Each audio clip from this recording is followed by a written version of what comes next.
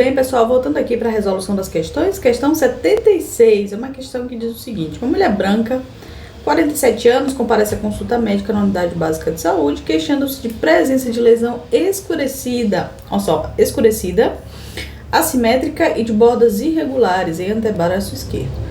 Relata que, nas últimas 4 semanas, a lesão tem aumentado de tamanho e se tornando pruriginosas com episódios de pequeno sangramento local. Olha só essa lesão. Essa lesão aqui é muito característica de...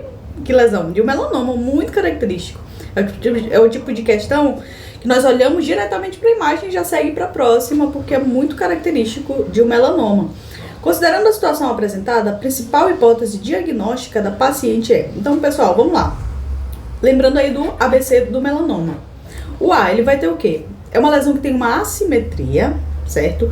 B, de bordes irregulares. C, de coloração heterogênea, ou seja, cada pontinho aí dele nós podemos ver aqui um mais escuro, aqui um pouco mais claro, mais rosáceo. A coloração é distinta, tem diferentes tipos de coloração. D, ele vai ter um diâmetro superior a 6 milímetros, aqui não ressalta, mas pela lesão a gente estima que seja maior a 6 milímetros.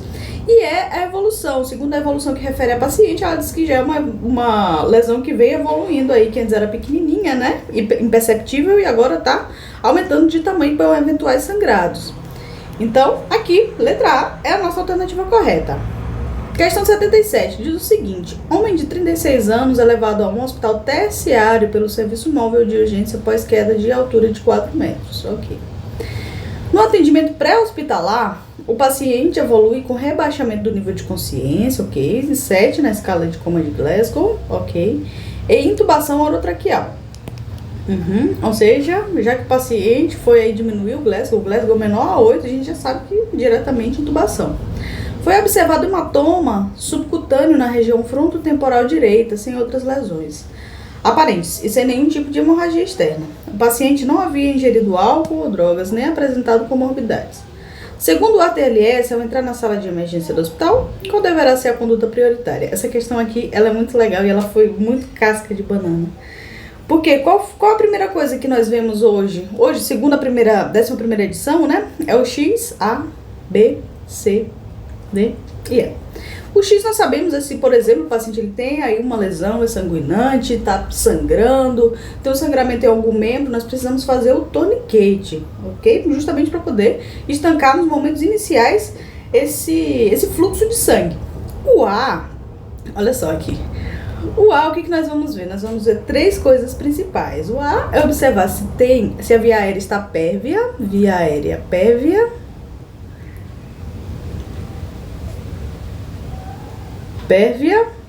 ou observação da via aérea diretamente. Vamos observar o colar cervical e realizar a manutenção do colar cervical até que seja feita aí uma avaliação neurológica do paciente, colar cervical. E depois a prancha rígida, vamos observar isso, o paciente ele está estabilizado nesses parâmetros aqui, se a prancha rígida está adequadamente colocada, se o colar também está adequadamente colocado, prancha rígida.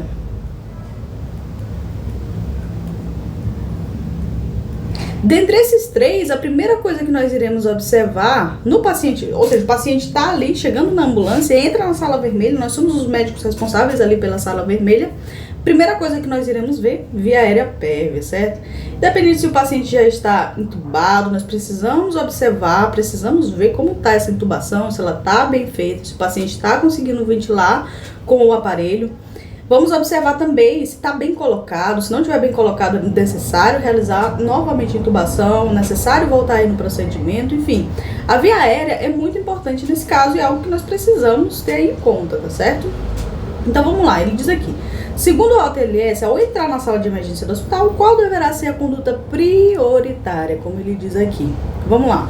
Realização de tomografia de crânio, tórax e abdômen? Não, o paciente já está grave, entrou aí na sala vermelha, nós precisamos observar, fazer o XABCDE antes de entrar para estudo de imagens ou qualquer outro estudo que seja. Letra B, administrar ácido tranexâmico e volume? Não, nesse caso não. Aqui no caso nós já passaríamos para o C, certo? Que justamente o ácido tranexâmico ele pode ser avaliado também, obviamente, se Se o paciente tem um sangramento importante, se ele tiver, se referir a esse sangramento externo importante, a gente observa ele aqui no X, pode ser usado a princípio, ou então pode ser um parâmetro aí também, que ele pode solicitar ou então relacionar ao C aqui, que é justamente a parte cardiovascular do paciente. Letra C, avaliação das vias aéreas do paciente, muito importante. Sim ou sim, essa aqui é a resposta certa. Letra D, estabilização da coluna cervical. Esse aqui é o negócio. A letra C e a letra D não pode ser considerada errada. No entanto, é prioritária a via aérea do paciente, apesar de os dois estarem ali no A. Então, nunca esquecer. Entre a avaliação da via aérea e a estabilização da coluna, ou então a utilização aí da prancha rígida, o mais importante vai ser a avaliação das vias aéreas e permitir, ou seja, possibilitar com que o paciente esteja tendo aí um fluxo adequado, certo? Aqui, letra C. Estabilização da coluna cervical foi o que a grande maioria do pessoal colocou, que não está errado, querendo ou não, faz parte do A, mas não é aí a nossa prioridade nesse momento. Vamos lá, 78. Menino de 7 anos é levado à unidade de pronto atendimento com dor abdominal intensa, febre intermitente nos últimos 3 dias. Segundo o relato da mãe, ele apresentou um quadro gripal há cerca de 1 semana. Ok, isso aqui é importante. Ele apresentou o quadro gripal há cerca de 1 semana. Ao exame físico, o paciente apresenta púrpura palpável, localizada principalmente nos membros inferiores, que é aquela púrpura em calças, né? Ou como fala aqui, em pantalones. Além de edema nos tornozelos e dor nas articulações dos joelhos e cotovelos. A dor abdominal é difusa e não é avaliada com aliviada com analgesia simples. Os testes laboratoriais mostram proteinúria leve, ou seja, ele já está aí com uma certa complicação renal. E hematúria microscópica. A hipótese diagnóstica com justificativa correta para o caso é, ou seja, com as características clínicas, a púrpura em pantalão, então púrpura em calça. Já observa aí que o paciente, ele teve um quadro gripal anterior, certo? Que a questão refere.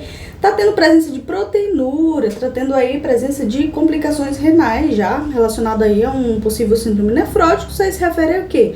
A síndrome de, eu sempre esqueço, Renox-Schenock, certo? Ou de IgA. Ou nefropatia por IgA, ou então diretamente a infecção por IgA. A hipótese diagnóstica com justificativa correta para o caso é letra A, doença de Kawasaki, presença de febre e envolvimento articular. Não, nós sabemos que tem um videozinho bem legal no Instagram falando sobre Kawasaki, que fala sobre os 5 parâmetros, na classificação, os 5 parâmetros que nós precisamos ter para diagnosticar Kawasaki, que não se observa aqui. Letra B, artrite reumatoide juvenil, presença de febre, edema do articular, não. Lúpus eritematoso sistêmico, também não tem muita característica, né? Artralgia, púrpura palpável, não. Aqui, vasculite por IgA, ou imunoglobulopatia por IgA. Púrpura palpável do abdominal e achados urinários, certo? Que é a nossa famosa doença de Chernoff-Renock, ok? Vasculopatia por IgA, não esquecer aqui. Letra D, 79. Muti para 43 anos, lactante, no 2º mês de amamentação. Ok. Procura atendimento afirmando área de hiperemia e dor no quadrante superior lateral da mama esquerda, 5 dias. Relata que inicialmente a área afetada era próxima à auréola e que depois foi estendendo para a região axilar homolateral, certo? Ou seja, ela está aí com hiperemia, ok. Hiperemia e dor no quadrante superior lateral da mama, há 5 dias, relata inicialmente a área afetada está próxima à auréola e depois foi se estendendo para a região axilar, ou seja, é uma lesão aí na pele. Verifica-se ponto de flutuação e adenopatia dolorosa na axila esquerda. Paciente febril no momento do atendimento. Isso aqui é muito característico de quê? De um abscesso. O paciente já tem aqui o ponto de flutuação, inclusive já é um abscesso propício aí, já preparado, ou seja, já pronto para uma drenagem, digamos, já é uma conduta de drenagem cirúrgica aqui desse abscesso, já que apresenta aí o ponto de flutuação. Adenopatia dolorosa significa que o sistema imune ali já tá combatendo. Aí o micro-organismo, provavelmente bacteriano, né? Grande maioria das vezes, se não todas, já que tem a presença de pus, sim, se trata de uma bactéria. Paciente febril no momento do atendimento. Beleza, então o que ele pergunta aqui? Ele pergunta a conduta. Diante desse quadro deve se realizar. Nós já sabemos que nós iremos realizar a drenagem já diretamente, porque tem a presença ali do produto de flutuação, está maduro já para poder realizar essa drenagem. Letra A, drenagem cirúrgica sobre o ponto de flutuação, com prosseguimento da amamentação em ambas mamas. Perfeito, não há contraindicação para a amamentação. Depois da drenagem, a paciente no pós, já que é um tratamento cirúrgico, não existe contraindicação para a amamentação. O paciente pode seguir amamentando de boinha, beleza? Letra A. Drenagem com agulha fina, guiada por ultrassonografia, não é necessário. Pode fazer diretamente a drenagem cirúrgica. É até melhor para poder retirar todo o conteúdo, certo? Com a agulha fina pode deixar ali resquícios. Com a drenagem se retira todo o conteúdo e ainda faz a sepsia local de uma forma muito mais propícia. Com prosseguimento de amamentação pela mama contralateral, não é uma contraindicação. A paciente pode continuar amamentando tranquilamente. Antibiótico terapia durante 7 dias, com lactação mantida, desde que o leite produzido pela mama afetada seja fervido antes de oferecer, também não. Mamografia para descartar carcinoma inflamatório de mama, seguido por punção esvaziadora de suspensão da amamentação e suspensão da amamentação até o resultado do anatomopatológico, também não. Nossa resposta aí, letra A, tá perfeitinha essa aqui. Já caiu outras vezes nesse tema e geralmente cobra dessa forma, não foge muito disso não. Questão 80, essa aqui é legal e teve atualização ultimamente. Mulher comparece à unidade básica de saúde com seus 2 filhos, um menino de 8 anos e uma menina de 13, buscando orientação quanto à vacina do HPV. Diante desse quadro, qual a orientação correta? Bem direta, né? Pá, ele quer saber se você sabe a partir de quando começa a vacinar contra o HPV. Então nós temos aqui esse mnemônico, ok? 9, ela, 11, ele. As meninas, elas começam a ser vacinadas a partir dos 9 anos, dos 9 aos 14 anos, e os meninos dos 11 aos 14 anos. Isso aqui é o que consta no Ministério da Saúde para vacinação infantil aí e dos adolescentes. Ou seja, meninas começam a partir dos 9 aos 14 e meninos dos 11 aos 14. Existem outras populações que têm outras idades também, que a gente vai ver nas outras questões. Nessa prova aqui, inclusive, eu acho que tem alguma questão que trata sobre isso, a gente vai falar isso aqui melhor também lá embaixo. Mas para essa questão, 9 ela, 11 ele, beleza? Diante desse quadro, qual a orientação correta? O menino e a menina podem receber a dose única. A dose única nessa visita, vamos lá. O menino tem 8 anos, então ainda não é necessário. E a menina, 13 anos, já pode vacinar. Pode vacinar a partir dos 9, as meninas. O menino e a menina podem receber a primeira dose nessa visita e agendar a segunda dose em 60 dias? Não. A menina não deve ser vacinada e o menino poderá receber a primeira dose ao completar os 11 anos? Não. A menina já pode ser vacinada. A menina pode ser vacinada em dose única nessa visita e não há indicação para que o filho seja vacinado agora. Exatamente. Essa aqui é a letra D, questão 80, letra D, como nós já vimos, tá bem? E a dose única também. Existem outros calendários, antigamente se faziam 2 doses, com 6 meses aí de diferença, mas aqui, nesse caso, pode ser feito em dose única tranquilamente, tá beleza? Pessoal, fiquem com Deus, até a próxima. Já vamos continuar aqui os vídeos. Fiquem com Deus.